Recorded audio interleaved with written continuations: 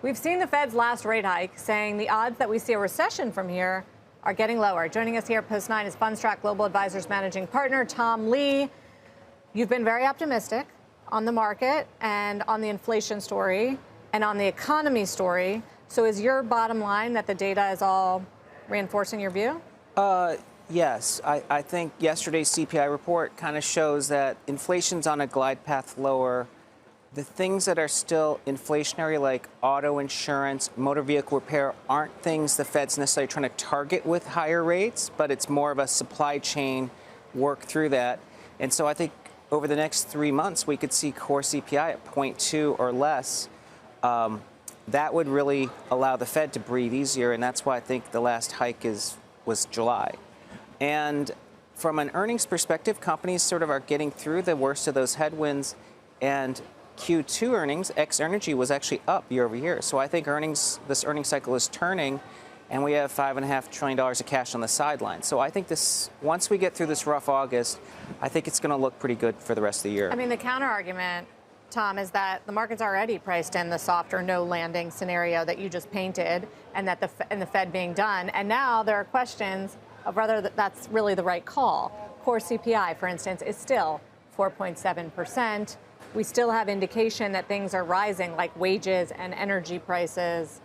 That sort of calls into the question either the last rate hike or time till the first cut. Yeah, I think one of the things we have to be careful of is looking at year over year, because it really lags changes. So let's say core over the next 2 months prints the same as it did this, which is 0.16. 0.2. By the 2 months you round from now, down, I round yeah, up. 0.2. In 2 months, core is going to go from something over 4 to something with a 3. It's going to drop more than 100 basis points just in 2 months. So what you're doing is you're dropping all these big numbers from last year. And then from a stock perspective, people forget that early in an expansion, multiples typically expand by 7 or 8 times. So we should expect PEs to push towards 22, 23 forward because we're early cycle, and then as earnings start to catch up. Margin stabilizing, I guess, it makes you constructive. What is your S&P number for earnings next year? We think it's going to be around 250, but if the dollar softens, you could be 255, maybe even 260, and then, even at $90 oil, you don't really kill the earnings story in the S&P. I mean, $90 oil is kind of where it was in 2018. It's not like it's an economy killer.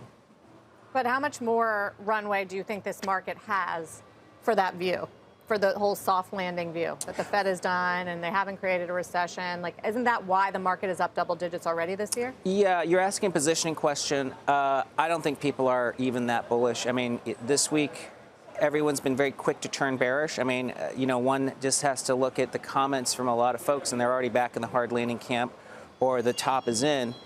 Yet, we know investors pulled $115 billion out of the stock market this year, and there's $500 trillion in cash.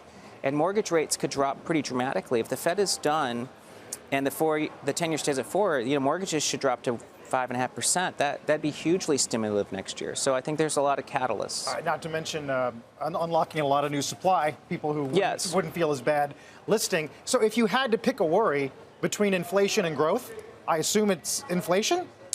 I think the worry could be growth, because the Fed could stay, if they're higher for longer and inflation's dropping, they're actually really constricting the economy. So I think it's going to be important for officials to recognize that they probably need to cut rates earlier than they think. So you're going to be on the watch for real rates to start to hurt.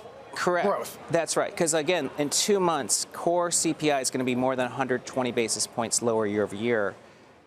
And Fed funds are still 5.5%. So we're talking about rates are going to be dramatically tightening on a real basis the next 2 months. Although we had a discussion this morning about the amount of debt that's fixed, and isn't that pass-through going to take longer to demonstrate than we think? Yes, but you'll feel it through things like credit card, revolving debt.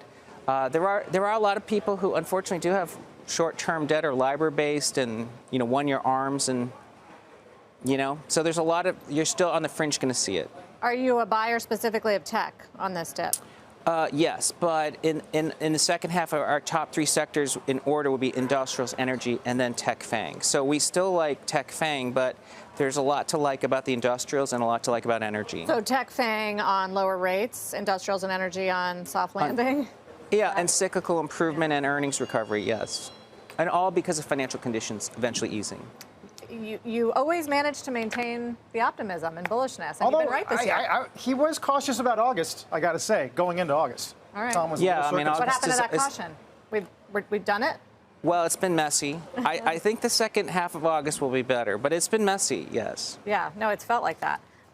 Tracking another down week here. Tom, thank you. Tom Thank Lee you. from Fundstrat.